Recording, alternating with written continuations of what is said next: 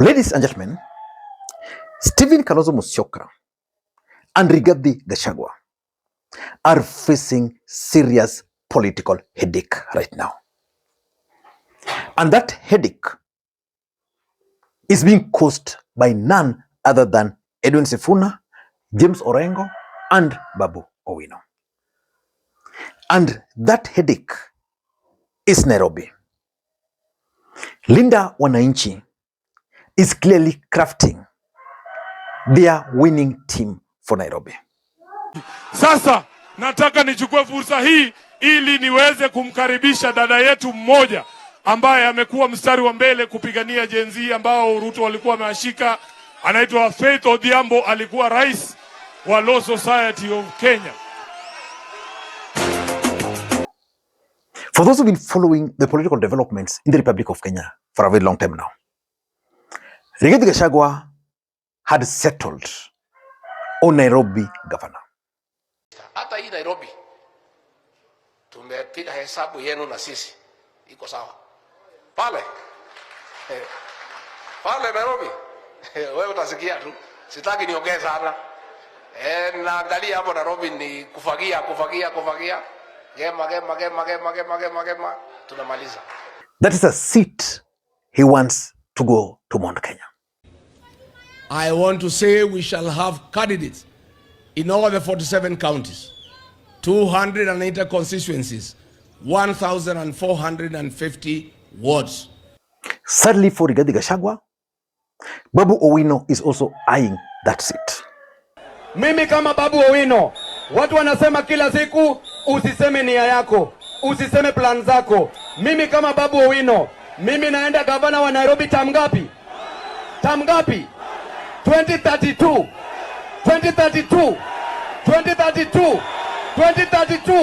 mtakuja mkojoe State House. Kalonzo Musyoka had agreed with Rigathi Gachagua on Nairobi. And as a favor, Rigathi Gachagua then decided to offer Mohamed Jichopevu in Mombasa to run on Wiper. So for them, the issue of Nairobi was done and dusted. Then now they were looking for other seats. Rigathi Gachagua had identified Millicent Omanga as the women rep candidate. I don't know the kind of arrangement they had with Kalonzo Musyoka on that, but now there's a new entrant to that seat, Faith Odhiambo. And the entry of Faith Odhiambo is taking Nairobi by storm. Again, Rigathi Gachagua back to the drawing board. Ladies and gentlemen, I want us to analyze this new lineup which Linda Wananchi are clearly crafting for Nairobi and the implication on Kalonzo and Rigathi Gachagua. Before we do that, in case you're watching this channel for the first time, take a second or two, click the subscribe button so that next time we produce a video like this, YouTube will automatically notify you. And to the subscribers, I want to continue thanking you guys for your continued support. Because without the support, this channel cannot be where it is. Ladies and gentlemen, without any further ado, let me head straight to the headaches. Number one is the winning formation. You see, and I think this is something which is affecting all these key political players. None of them prepared for the emergence of a third force in the name of Edwin Sifuna. So Kalonzo and Rigathi worked on a winning formation. Because before Sifuna emerged, Kalonzo was the preferred choice of Rigathi. Of course, Uhuru was also fronting Matiang'i.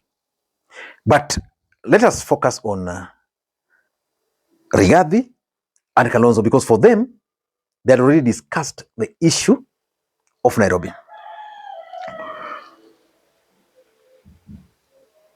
Sifuna then emerged. Now, how will Rigathi convince Babu not to run for governor. How? But again, if Rigathi is not running for the presidency and is not producing a running mate to Kalonzo or to the United Opposition, do you think he will let Nairobi go? Because there's this assumption that Nairobi is predominantly Mount Kenya. So this is going to affect their winning formation in a very big way. Someone like Babu Owino must get the support of Rigathi Gachagua and Kalonzo Musyoka to win. Again, if that will not happen, the truth is Babu Owino will still have a chunk of supporters. Gachagua will also have. At the end of the day, who benefits? William Ruto and ODM party, because these guys will split the votes. Arambe! Arambe! Unakubaliana tushikane na Sifuna na Babu na Orengo? Tunakubaliana. Tumesema saa ngapi asubuhi? Saa ngapi asubuhi? Tuone mkono juu, kila mtu anakubaliana. Na wamama tunasema wakati wetu ni huu. Wamama tunasema wakati wetu ni huu. Tuungane na Linda Wananchi tuhakikishe tunashinda asubuhi na mapema. Asanteni. Number 2, let us look at the credibility of the candidates.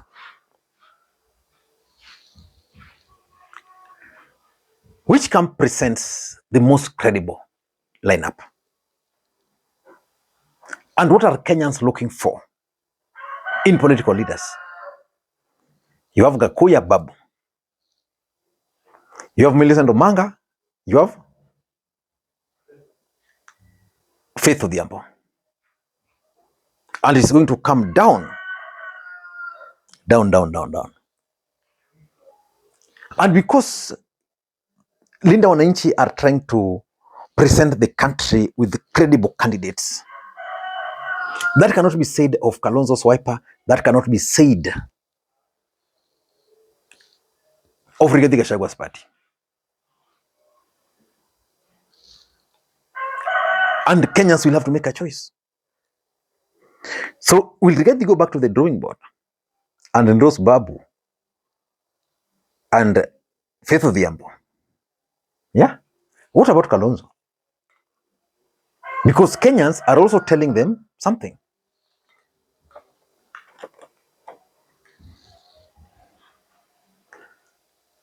Kenyans are telling them, we want credible leaders.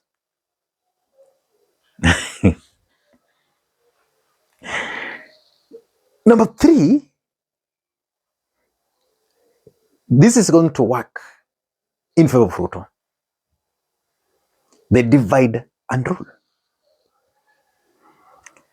As long as Kalonzo's party wiper, as long as Rigathi's party, DCP, Linda Wananchi's party, I don't know the name of the party they'll give, operates differently.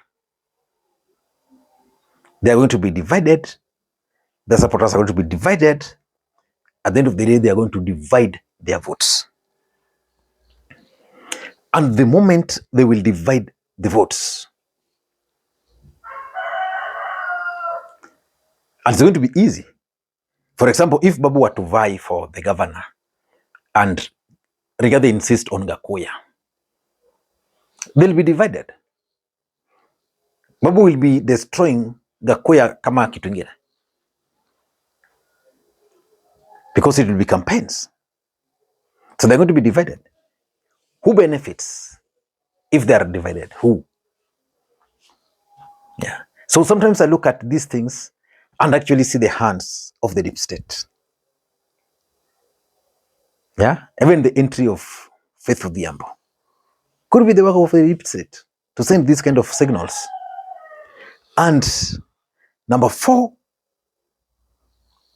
the Nairobi matrix.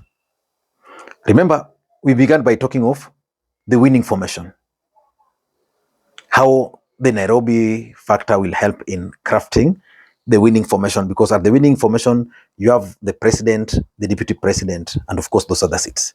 Now we are talking of the Nairobi matrix. All of them will have to go back to the drawing board and figure out how to win Nairobi. Because when Raila Odinga was alive, Raila knew that, okay, in this constituency, this is what we do. In that, this is what we do. This is how we give a rati. This constituency, this is how we give the lawyers these constituencies. In the wards, this is how we do it. You know, those balancing acts. So the Nairobi matrix is going to change with the emergence of this lineup by Linda Wananchi. And of course, with a small mistake, it can trigger a fallout. It can trigger the feeling of betrayal. That, you know, you ought to have supported me. Now you've not, I've lost. Like if Gakoya Babu were to run, then Babu loses. Who do you think Babu will support for, if we go for a runoff? William Ruto. I don't know what to think. That's my take. Until next time, this is Lee Makwiny. Bye-bye.